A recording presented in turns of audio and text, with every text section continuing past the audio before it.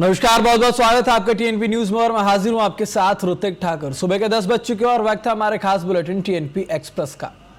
तो उत्तराखंड में अक्षय तृतीया के अवसर पर 4 धाम यात्रा आज से शुरू हो रही है। तीनों धाम के कपाट खोल दिए गए हैं और केदारनाथ, गंगोत्री, यमुनोत्री के कपाट खुल चुके हैं। बद्रीनाथ धाम के 12 मई को कपाट खोले जाएंगे।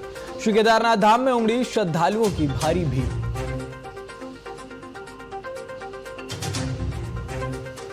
श्री केदारनाथ धाम मंदिर के खुले कपाट। उत्तराखंड के मुख्यमंत्री पुष्कर सिंह धामी ने पत्नी गीता धामी संग की पूजा अर्चना।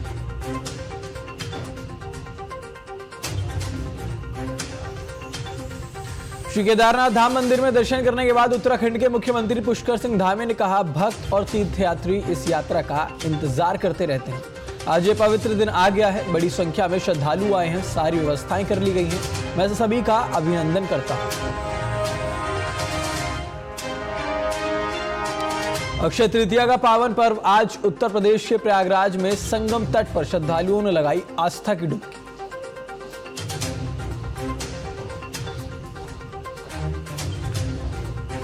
अक्षय तृतीया के अवसर पर उत्तर प्रदेश अयोध्या में श्री रामलला के दर्शन के लिए श्रद्धालुओं की उमड़ी भारी भीड़।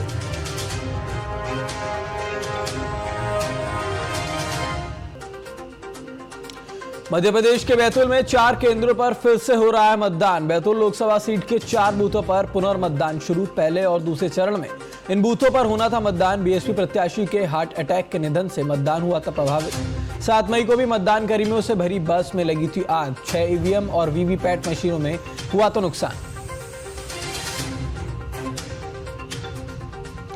नवनीत राणा के बयान पर ओवैसी का पलटवार। कहा, मैंने छोटे ओवैसी को रोका हुआ है। तुमको मालूम छोटा क्या है? तोप है वो।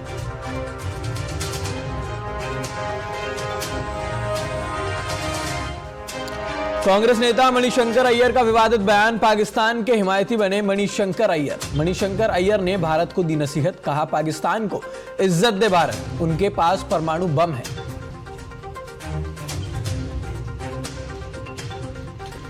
आपको बता दें, पीएम मोदी आज तेलंगाना और उड़ीसा में चुनाव रैलियां हैं। भुवनेश्वर में रोड शो करेंगे। जनसभा को भी संबोधित करेंगे।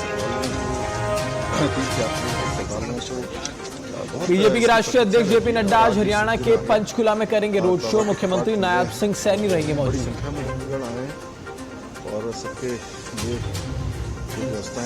आज झारखंड के दौरे पर रहेंगे केंद्रीय गृह मंत्री अमित शाह। खूंटी में चुनावी जनसभा को करेंगे संबोधित। अर्जुन मुंडा के लिए मांगेंगे वोट।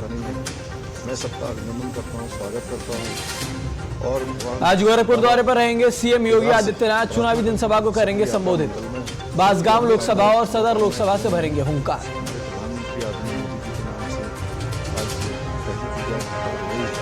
आज कांग्रेस नेता राहुल गांधी और अखिलेश यादव की संयुक्त जनसभा। कानपुर में करेंगे चुनावी जनसभा को संबोधित। एनडीए पर साधेंगे निशाना। प्रधानमंत्री बनने के बाद बाबा केदार का यूपी की राजधानी लखनऊ के दौरे पर रहेंगे कांग्रेस नेता राहुल गांधी। शाम 6 बजे राष्ट्रीय संविधान सम्मेलन को करेंगे संबोधित। इंदिरा गांधी प्रतिष्ठान के मार्च ऑडिटोरियम में होगा सम्मेलन। सामाजिक संगठनों में कई लोग रहेंगे मौजूद।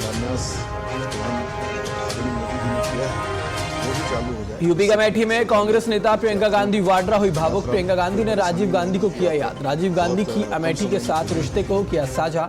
कहा, अमेठी में मिलकर लड़ूंगी और जीतूंगी।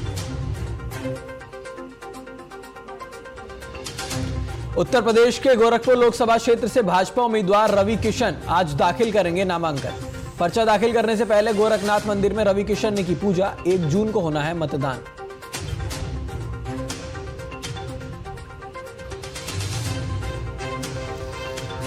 उत्तर प्रदेश कांग्रेस अध्यक्ष अजय राय राज आज लोकसभा चुनाव के लिए दाखिल करेंगे नामांकन। पर्चा भरने से पहले भगवान गणेश की पूजा, लिया आशीर्वाद।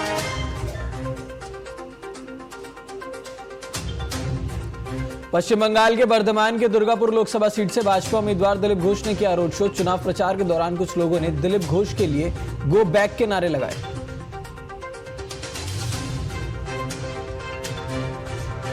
भाजपा नेता दिलीप घोष ने कहा, भाजपा रोड शो कर रही है, घर घर जाकर प्रचार कर रही है। टीएमसी के ना लोग हैं ना उम्मीदवार हैं। हताशा के कारण वे ऐसा कर रहे हैं।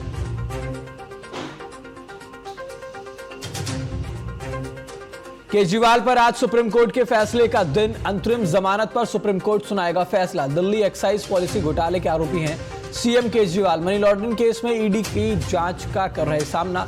फिलहाल तिहाड़ जेल में बंद है मुख्यमंत्री केजरीवाल।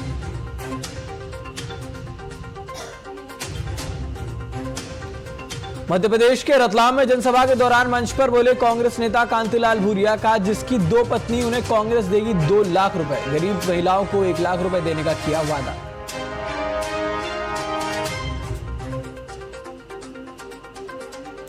मध्य प्रदेश के कटनी में जल प्रदाय प्लॉट पहुंचे कलेक्टर अभी प्रसाद, जल प्रदाय योजनाओं से की व्यवस्था की समीक्षा, जल निगम के अधिकारियों को दिए दिशा निर्देश।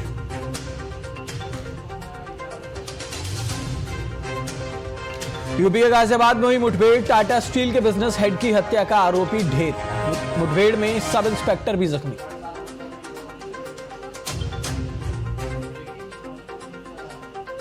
दिल्ली के बेगमपुर में युवक की पीट कर हत्या, पुरानी दुश्मनी का बदला लेने के लिए जमकर की पिटाई, पुलिस ने 2 आरोपियों को किया गिरफ्तार, आरोपियों से हथियार बरामद।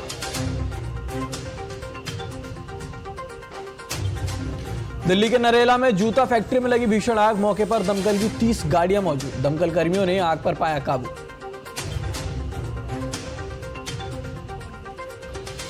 यूपी के कुशीनगर में बदमाशों ने की एक व्यक्ति की जमकर पिटाई, पुरानी रंजिश को लेकर हुई मारपीट, घायलों को अस्पताल में कराया गया भर्ती।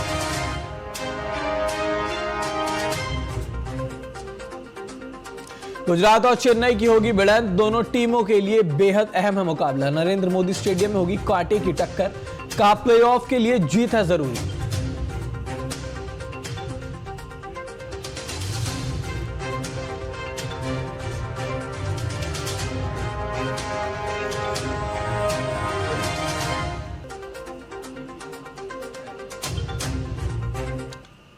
तो रुक करते हैं इस वक्त की सबसे बड़ी खबर का। दिल्ली से इस वक्त की बड़ी खबर आ रही है, केजरीवाल पर आज सुप्रीम कोर्ट के फैसले का दिन है। आपको बता दें केजरीवाल की जमानत की जो अंतरिम याचिका है इस पर आज सुनवाई होनी है। केजरीवाल के लिए कहीं ना कहीं बहुत बड़ा दिन है। आपको बता दें लिकर पॉलिसी को लेकर ये लगातार केजरीवाल सामना कर रहे हैं। ईडी की जो कार्रवाई थी उसके बाद इन्हें जेल भेज दिया गया था और बताया जा रहा है सुप्रीम कोर्ट में आज इनकी अंतरिम जमानत याचिका पर सुनवाई होगी। एक्साइज पॉलिसी घोटाले में आरोपी हैं मुख्यमंत्री केजरीवाल, मनी लॉन्ड्रिंग केस में ईडी की जांच का सामना कर रहे हैं। तिहाड़ जेल में अभी बंद है मुख्यमंत्री केजरीवाल। आपको बता दें आज सुप्रीम कोर्ट में केजरीवाल की अंतरिम जमानत पर सुनवाई होनी है। आपको बता दें इस मामले में पहले भी कई लोगों की गिरफ्तारी हो चुकी है। बात करें मनीष सिसोदिया की, संजय सिंह की, तमाम ऐसे बड़े नेता हैं आम आदमी पार्टी के जिनको इस मामले में गिरफ्तार किया गया है। लेकिन अब आज सुप्रीम कोर्ट में केजरीवाल की अंतरिम जमानत याचिका पर सुनवाई हुई। तो बता दें पहले भी सुनवाई हुई थी लेकिन उसका जो फैसला था सुप्रीम कोर्ट ने सुरक्षित रख लिया था। आज केजरीवाल के लिए बड़ा दिन है। एक्साइज पॉलिसी घोटाले में आरोपी हैं सीएम केजरीवाल।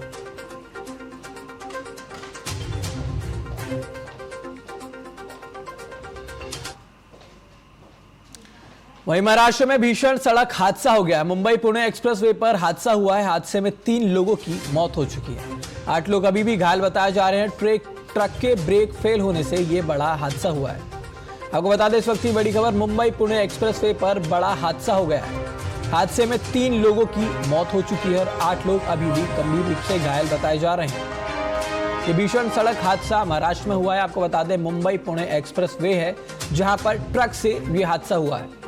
हादसे का कारण बताया जा रहा है ट्रक के ब्रेक फेल हो जाने के चलते यह हादसा हुआ है जिसमें 3 लोगों की मौत हो चुकी है और 8 लोग अभी भी घायल हैं।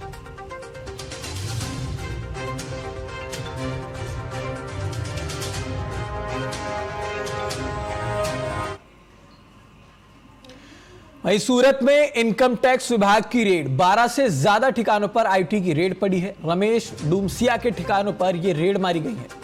ऐश्वर्या मिल के संचालक है रमेश डूमसिया। बड़े पैमाने पर दस्तावेज बरामद किए गए हैं। आपको बता दें रमेश डूमसिया के ठिकानों पर इनकम टैक्स की रेड पड़ी है। आपको बता दें बड़े पैमाने पर यहां से कागजात बरामद किए गए हैं। रेड अभी भी चालू है। सूरत में इनकम टैक्स विभाग की ये रेड पड़ी है।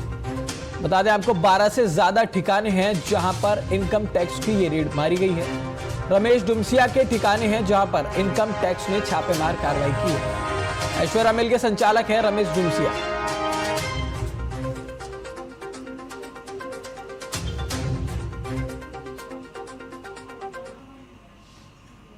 अगली खबर आंध्र प्रदेश से है। आंध्र प्रदेश में गारी कापाडू में पुलिस की बड़ी कार्रवाई सामने आई है। चेकिंग के दौरान चेक पोस्ट पर जब्त किए गए 8 करोड़ रुपए।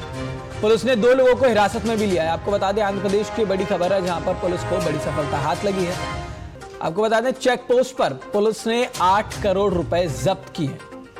आंध्र प्रदेश में गारी कापाडू की हम आपको ये बात बता रहे हैं। गारी कापाडू में पुलिस ने बड़ी कार्रवाई की और चेकिंग के दौरान चेक पोस्ट से 8 करोड़ रुपए की नकदी पुलिस को बरामद हुई। पुलिस ने 2 लोगों को गिरफ्तार भी किया है। आंध्र प्रदेश की एक खबर है जहां पर चेकिंग के दौरान पुलिस को 8 करोड़ रुपए की नकदी बरामद की गई है। फिलहाल इस बात की जानकारी लगाई जा रही है कि कहां से ये नगद आया था और ये लोग कौन थे। आंध्र प्रदेश की खबर में आपको बता रहे हैं जहां पर चेक पोस्ट पर 8 करोड़ रुपए की नकदी पुलिस को बरामद हुई है, जिसके बाद 2 लोगों को हिरासत में भी लिया गया है।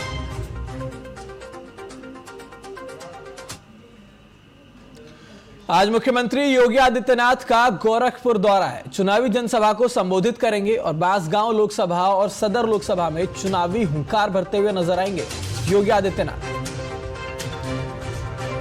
उत्तर प्रदेश के मुख्यमंत्री योगी आदित्यनाथ आज बांसगांव लोकसभा और सदर लोकसभा से चुनावी हुंकार भरेंगे। आपको बता दें, लोकसभा चुनाव लगातार जारी है। ऐसे में सभी जो बड़े नेता मंत्री हैं वो लगातार अभी एक्टिव नजर आ रहे हैं। तो ऐसे में बांसगांव लोकसभा और सदर लोकसभा में आज योगी आदित्यनाथ की मौजूदगी होगी और यहां से वो चुनावी हुंकार भरते हुए नजर आएंगे।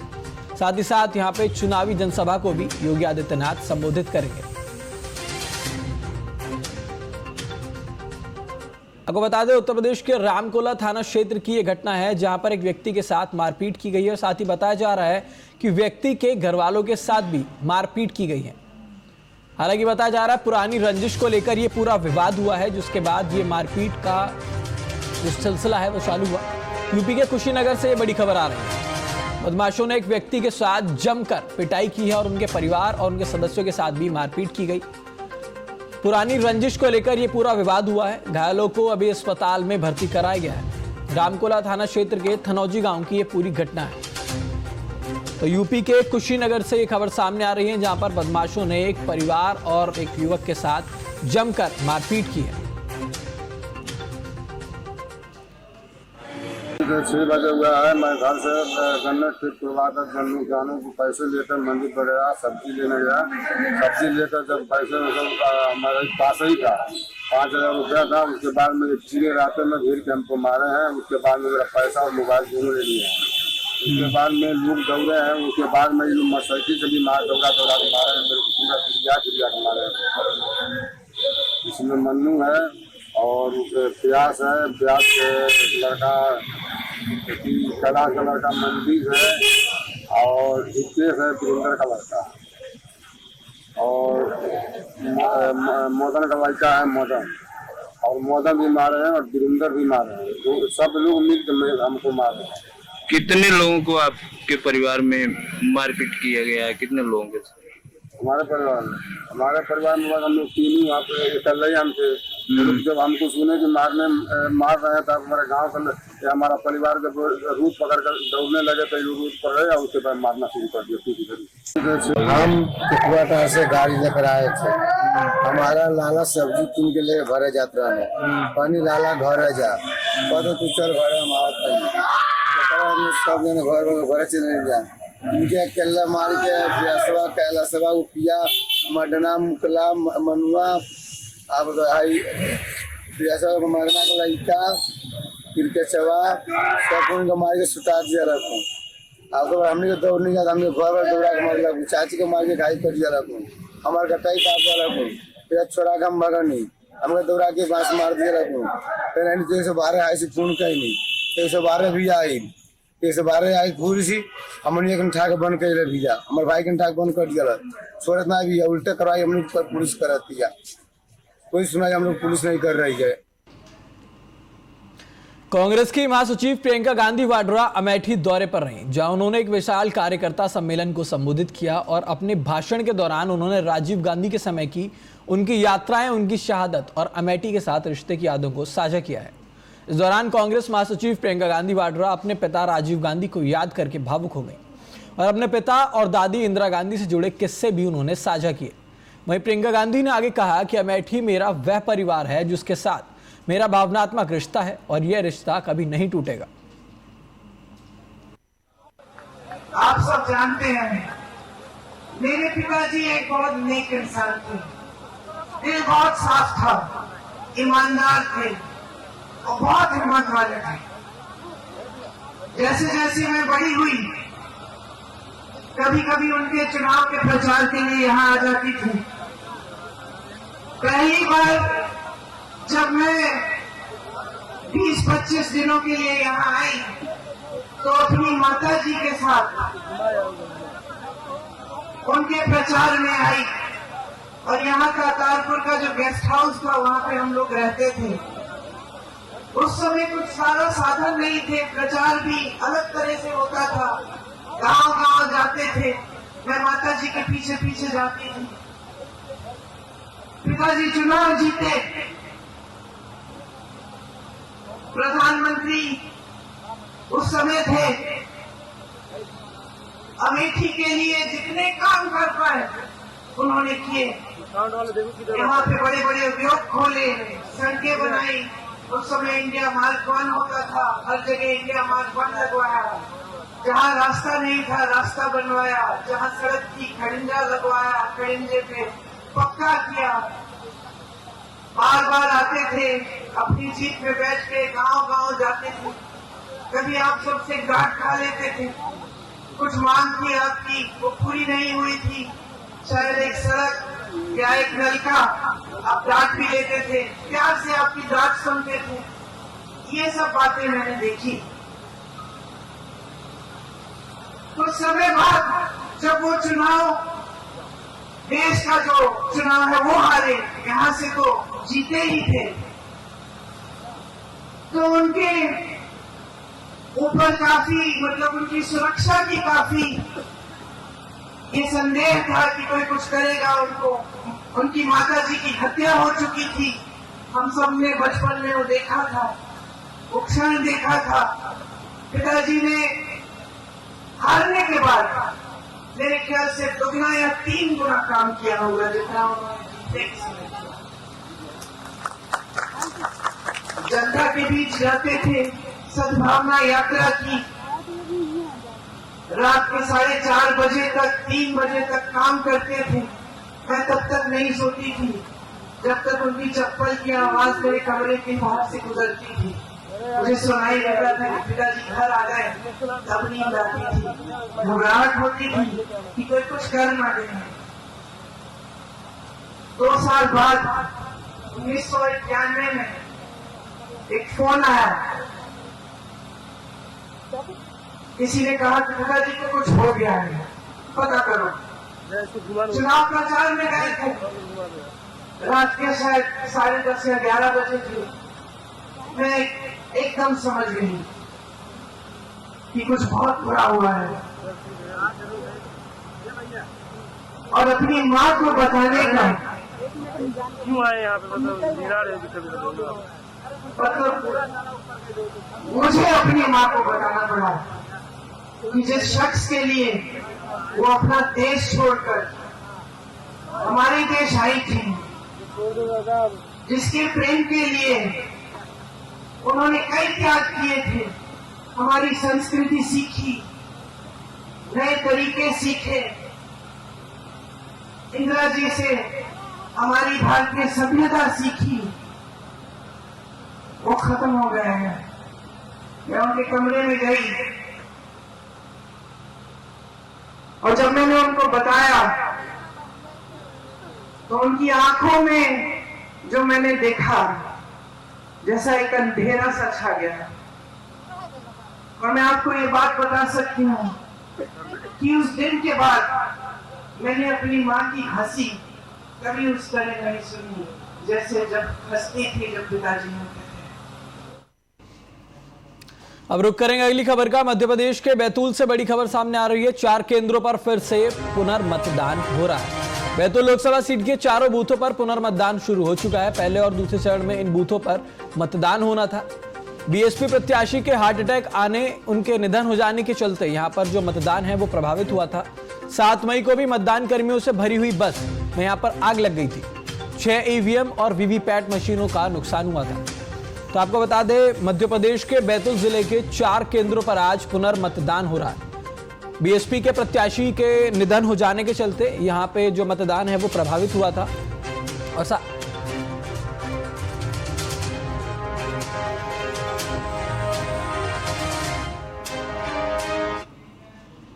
तो फिलहाल खबरों में इतना ही। आप बने रहिए हमारे साथ टीएनपी न्यूज पर।